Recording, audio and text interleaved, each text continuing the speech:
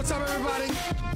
Welcome to the latest edition of the Stephen A. Smith Show, coming at you as I love to do every weekday over the national airwaves of ESPN Radio and ESPN News, 250-plus markets across the United States of America. Check your AM/FM listing nearest you, plus ESPN Radio on Sirius XM Channel 80, plus ESPN Radio simulcast over the live national television airwaves of ESPN News. Number to call up as always is 888-SAY-ESPN. That's 888-729-3776. Worried about finding the perfect gift this holiday? Peloton's got you covered. For a limited time only, get the Works accessories free when you purchase the bike.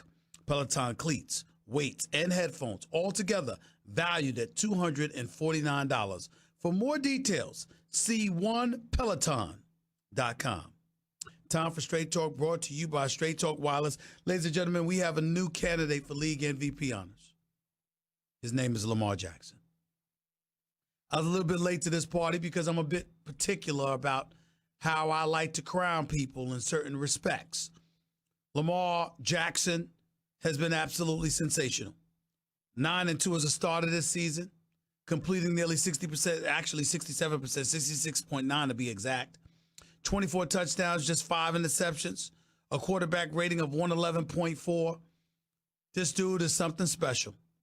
And when you take into account the fact that the Baltimore Ravens have the number one offense in the NFL, led by the number one rushing attack in the NFL, courtesy of their second leading rusher, their leading rusher, which is Lamar Jackson, who's got 876 yards rushing on 124 carries this season. What can you say? What can you say? That's 9 games, 124 carries. Do the math. Do the math. When you look at it, that's nearly 14 carries a game. This dude is going to run with the football. He is going to be formidable with that running attack, and it's literally paralyzing defenses throughout the National Football League. And when you look at what has transpired, just take this into account. He dropped 30 on the Seattle Seahawks, 37 on New England, 49 on the woeful, hapless Cincinnati Bengals, 41 on the Texans, 45 on the Rams. And as we look at this here, against the Miami Dolphins,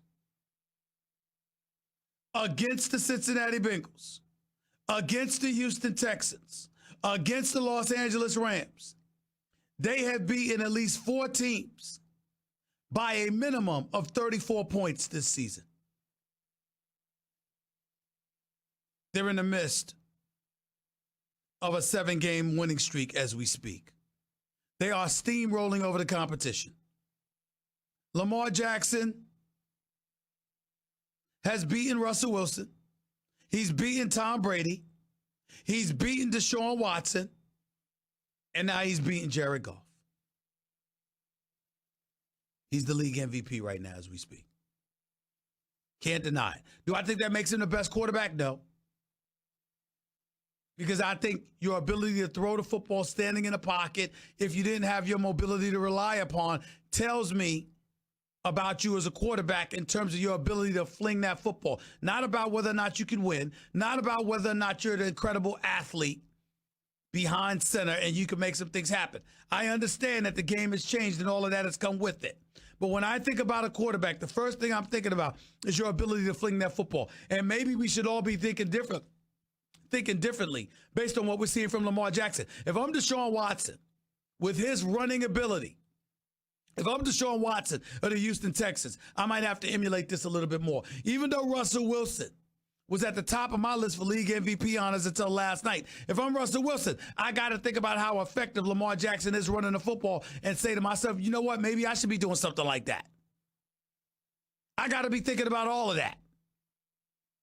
But ladies and gentlemen, this kid is spectacular. There is no way around it. There's no way to deny it. This brother is something special. And we're going to learn a lot about him this Sunday. 1 p.m. Boy, do I wish this was a flex game for the NFL and they could put this on Sunday Night Football, because this is clearly the game of the week. The Baltimore Ravens versus the San Francisco 49ers, which I believe is a better than 50-50 proposition that these two teams meet in the Super Bowl in Miami. I'm telling you right now, that's how I feel about it. Because San Francisco, with that defense and with that ability to get at almost any quarterback, what happens if you got to chase this brother around? It'll be real interesting to see that could happen. And then let's not underestimate Baltimore Ravens defense and how much they've been pummeling opponents, and the way Kyle Shanahan has been calling plays, misdirections and otherwise, and how formidable San Francisco's offense has been. With Breida and Tevin Coleman as your running backs, with Deebo Samuel and Emmanuel Sanders and George Kittle, either at the wideout or the tight end spot, making porn star Jimmy, a.k.a. Jimmy Garoppolo, look like an all-pro. We can't ignore that either. This collision clause seems to be imminent, although we all know that the Patriots have ruined stuff like that before. It would have surprised us if they did it again. When we all know that Patrick Mahomes is that kind of stud, and he could ultimately end up ruining things. Although I would say this to you, Baltimore's defense is better than Kansas City's defense. And if you're talking about a team having a chance to really deliver the goods and win it all, could you imagine the way the Baltimore Ravens look right now with Lamar Jackson running the football the way that he's running the football and throwing with the degree of accuracy that he's throwing the football? Could you imagine what he'll do to Kansas City's suspect defense? I don't even want to think about it.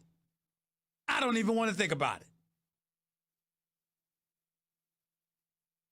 All you can hope for in a Ravens versus Kansas City matchup is that Patrick Mahomes with Tyreek Hill, Travis Kelce, and the crew step up offensively and be prepared to drop 50. Because that Kansas City defense, they are not stopping Lamar Jackson. The Patriots have arguably the number one defense in football. Lamar Jackson dropped 37 on them.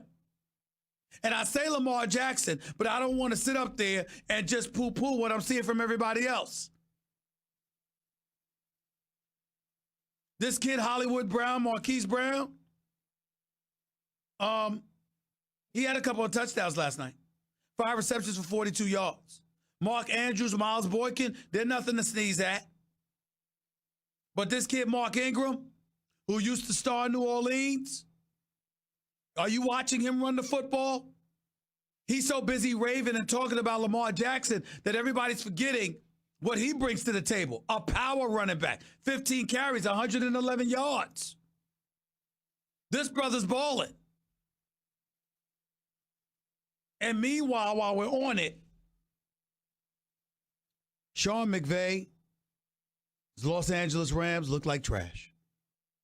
Let's just call it what it is. They got blitzed last night.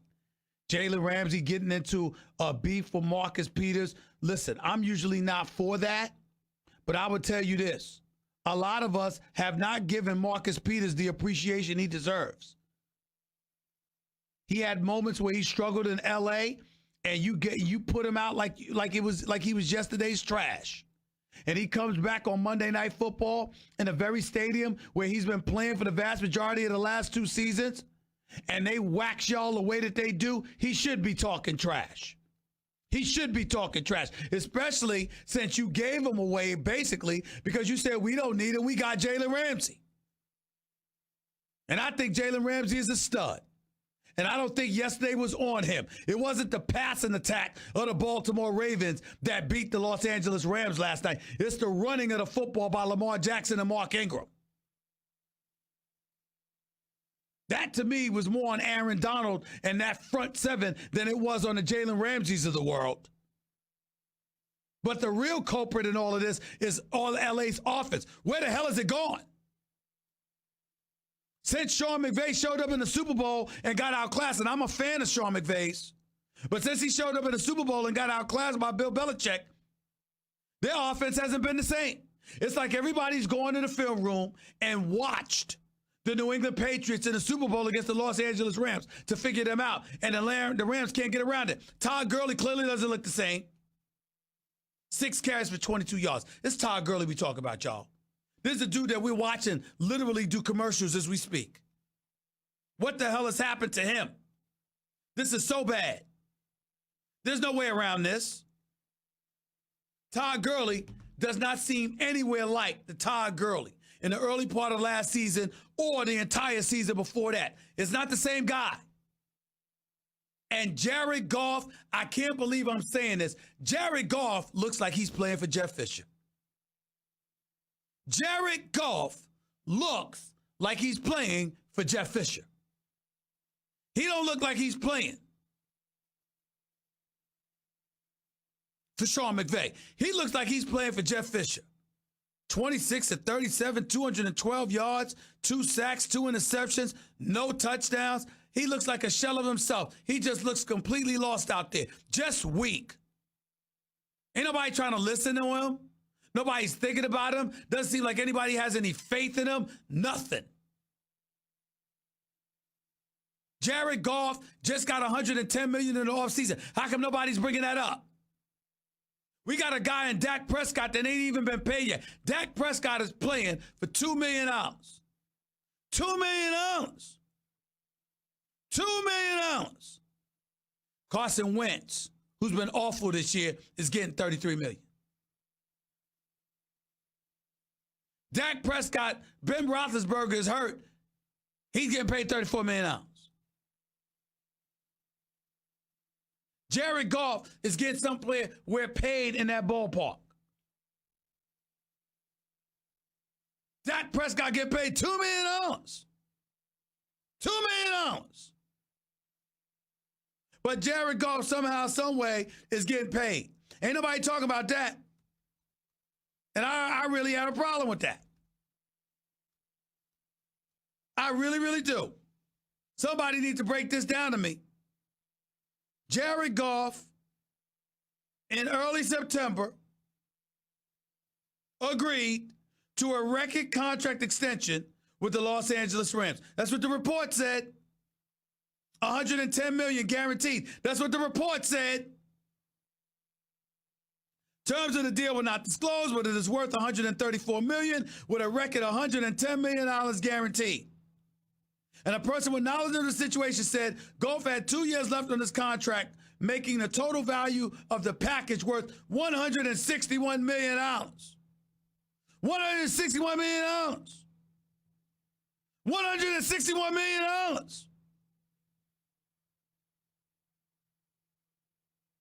And he go out there on Monday Night Football playing like that. I mean, come on.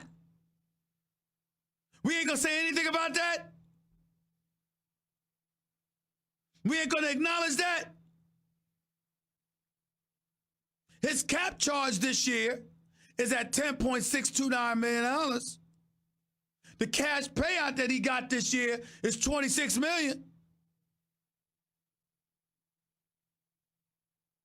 Annual contract value is at $33.5 million. And he go out there and play like that. Y'all ain't got nothing to say about that. Jared Goff get paid $110 million. $110 million. I mean, you can't ignore this stuff. What the hell is that about? But Lamar Jackson's balling. Dak Prescott, he's been up and down. We understand that. But he only get paid $2 million. $2 million. I mean, come on. Somebody got to say something about this. Y'all ain't, I'm not, I'm going to. I'm telling you that right now. Lamar Jackson, salary cap charge, $2.152 million this year. You know he's getting paid cash payout? $910,000. $910,000. There are assistant coaches we don't even know getting paid more than Lamar Jackson.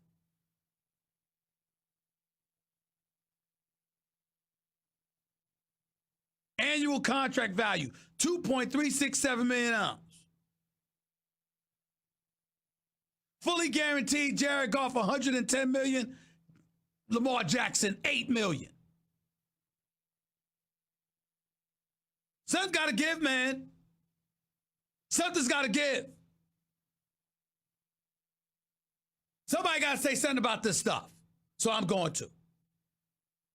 888-SAY-ESPN. It's 888-729-3776. This was Lamar Jackson talking last night, not thinking about the MVP at all. Listen to what he had to say.